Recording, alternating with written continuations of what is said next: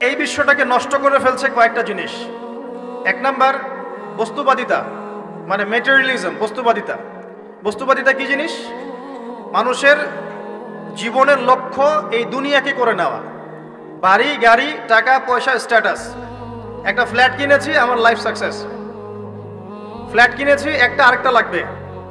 কবে আমি এই সিটির একটা ফ্ল্যাটের মালিক হব, কবে আমি একটা বিল্ডিংয়ের মালিক হব, কবে আমি একটা ভালো জব পাবো, কবে আমি একটা বড় গাড়ি কিনবো। এক্স করোলা কিনেছি, চলছে না, বিএমডাব্লিউ লাগবে।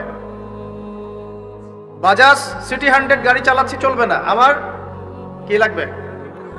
R15 লাগবে। একটা ব্যবসা খুলেছি, ভালোই চলছে, না হচ্ছে না, আরেকটা লাগবে। একটা প্রজেক্ট চলছে না, আরেকটা লাগবে। এতটুকু ক্ষমতা পেয়েছি, আমি সন্তুষ্ট হচ্ছি না, আরো লাগবে। এই যে চাই চাই আরো চাই, এই যে দুনিয়া দুনিয়া এবং দুনিয়া, এই কনসেপ্টটার নাম হচ্ছে বস্তুবাদিতা। বর্তমান পুরো বিশ্বটা দাঁড়িয়ে আছে এখন এই বস্তুবাদিতার উপরে। এই ছোঁয়াটা আগে পশ্চিমা সভ্যতায় ছিল, আস্তে আস্তে এই ছোঁয়াটা পুরো বিশ্বে লেগে গেছে। এখানে কিন্তু কনস্ট্রাকশন করা বা দুনিয়াবি ক্ষেত্রে উন্নতি করাটা দোষের কিছু নয়, বরং মুসলিমদের হাতেই সমস্ত সভ্যতা গড়ে উঠেছে, এটাই সত্য। কিন্তু যখন এই বস্তুবাদিতা আমাদেরকে পরকাল ভুলিয়ে দিবে, সমস্যা তখনই। আমার কথা কি বুঝতে পারছেন কিনা? বিল্ডিং করতে কোনো সমস্যা নেই, ফ্ল্যাট কিনতেও কোনো সমস্যা নেই, ব্যবসা করতে কোনো সমস্যা নেই, বিএমডাব্লিউ চালান আপনি, কোনো সমস্যা নেই। কিন্তু এগুলো যদি আপনাকে পরকাল ভুলিয়ে দেয়, দুনিয়ার পূজায় ব্যস্ত রাখে, তখন সমস্যা। দুর্ভাগ্যজনক হচ্ছে আমরা এখন এই পূজায় মোটামুটি লিপ্ত হয়ে গেছি, ইচ্ছায় হোক অনিচ্ছায় হোক।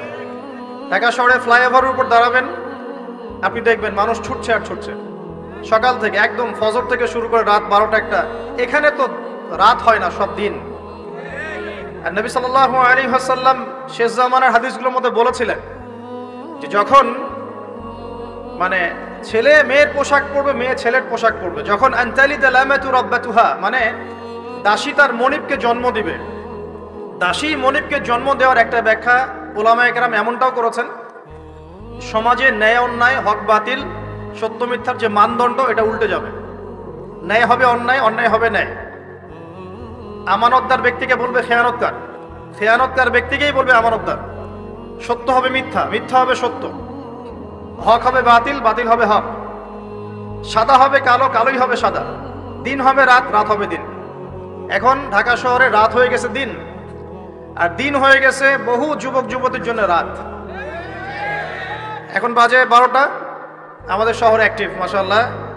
আমাদের শহর ঘুমাবে 4টায়, 4টায় ঘুম উঠবে জোহরের নামাজের আগে। লাঞ্চ করে না এখনকার মানুষ, ব্রেকফাস্টটাই লাঞ্চ।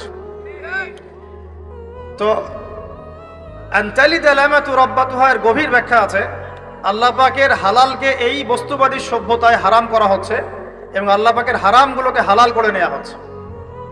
আমরা এই দর্শনটা পেয়েছি পশ্চিমা দর্শন থেকে। পশ্চিমা সভ্যতায় প্রথম সারা বিশ্বে এই বস্তুবাদিতা ছড়িয়ে দিয়েছে। এটা একটা ভয়ঙ্কর জিনিস, যেটা আপনাকে পরকাল থেকে ডিমোটিভেটেড করছে। আপনাকে মূল যে গোল, আমার জীবনের যে মূল লক্ষ্য, সেই লক্ষ্য থেকে এই বস্তুবাদী আকীদাটা আপনাকে সরিয়ে দিচ্ছে।